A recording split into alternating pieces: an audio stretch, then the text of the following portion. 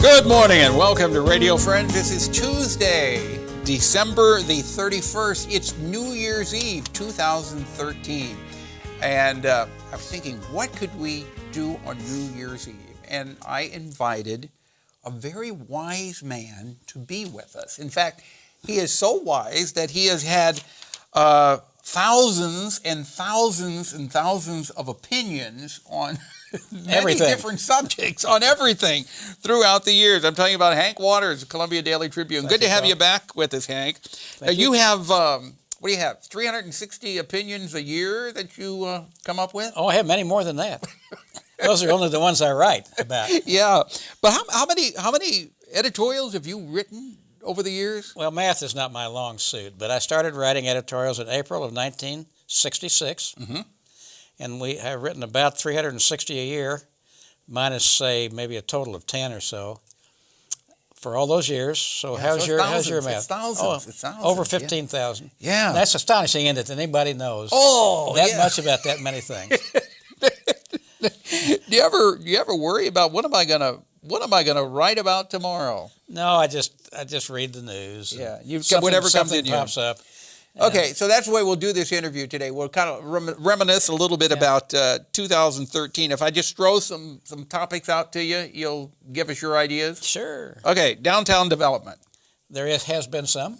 There's been a lot. There's been a lot. And now they're saying that we're at capacity. Yeah, I think that's been really an interesting story to get halfway serious. The new big buildings that have been built downtown are all private enterprise. The student population of MU has driven that.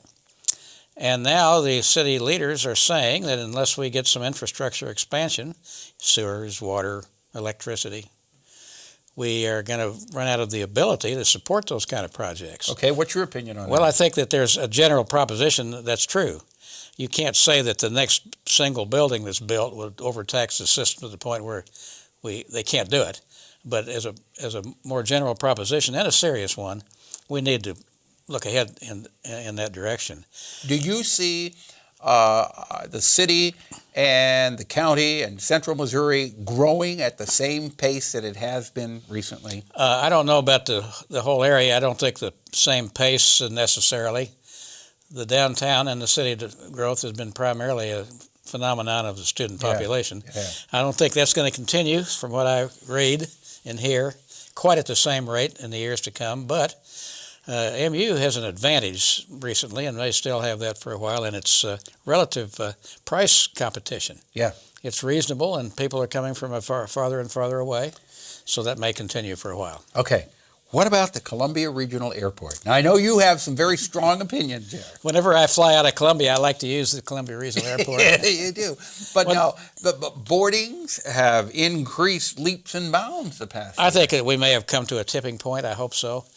As you said, the boardings are up, and Americans announced a new flight. Another flight to Chicago. Starting in April. I think it's April 2nd. Yes, and Chicago is a popular destination. The next big move, I think, would be a flight out west.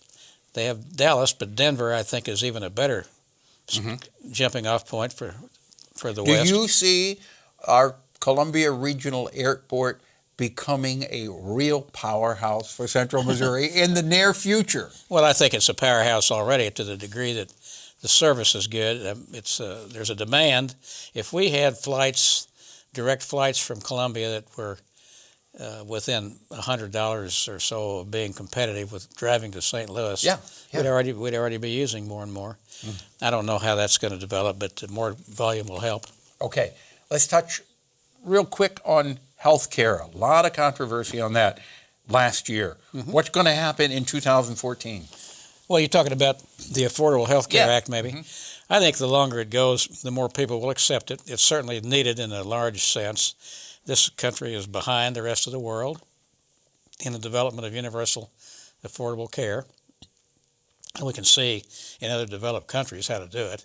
I mean, every other country that's like us has lower costs and better outcomes, but it's a big change, so it's going to take a while. It's a very big change. And probably the more people learn about it, the more accepting it's going to become. I think so. And there's benefit to it all around. And already major players, business groups, healthcare delivery groups, doctors and hospitals have generally agreed that we need to do it. Okay.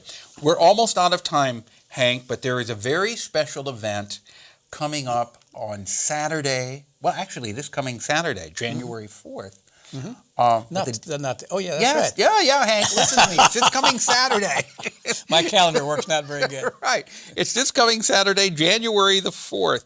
Your good friend and my good friend, Irene Haskin, they're having a special award night and birthday celebration for the late Irene Haskin. Yep. What's going to happen? This is with Sutu Forte. Sutu will put on a show. Bill Clark will be there. You'll be there as the master of ceremonies. Well, James and I are going to. You and James. Yeah. And I'm going to go watch it. Oh, you're not going to be a part of it? I don't think so. Irene used to inveigle me on stage, but I don't know that you can do that. Irene used to always go on about how cheap you were with her. Well, she was right. You never paid her enough. Now that she's gone, I can look back on her with a little more fondness. I used to bristle at those comments the way she talked about me. You did not. Well, you did not. Yeah, you're a good friend of hers, and she thought the world of you. Oh, we loved each other. She thought the world.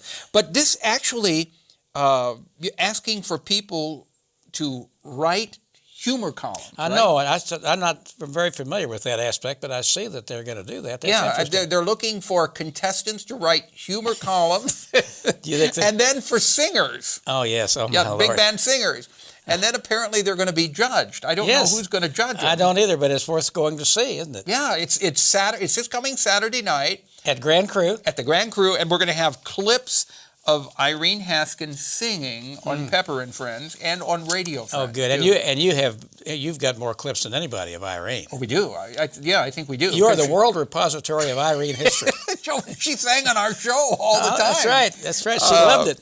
And so if you have an opportunity, come. But I think you have to get your tickets in advance. Do you? Yeah, you have to buy. The Tribune is doing this. You should know it. I know. I thought I might sneak in the back door. You have to get your tickets in advance at the Tribune. That's right. At the Tribune office. Yes, that's right. I want to say the Tribune box office. Yeah, well. Yeah. So you have to come in. It'll be this coming Saturday at the Grand Cru, 5:30. Sutu Forte and the whole group, and James and I will be emceeing it, and there'll be some good singers and good comedy writers.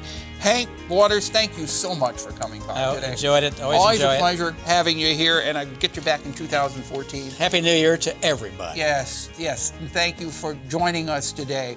Our program directed by Travis McMillen, Reynolds Journalism Institute, audio, Pat Akers, KBIA. Our floor director, Sifan Ouyang, and our assistant producer and guest coordinator, Uncle James Mauser. Thanks for listening. Bye-bye.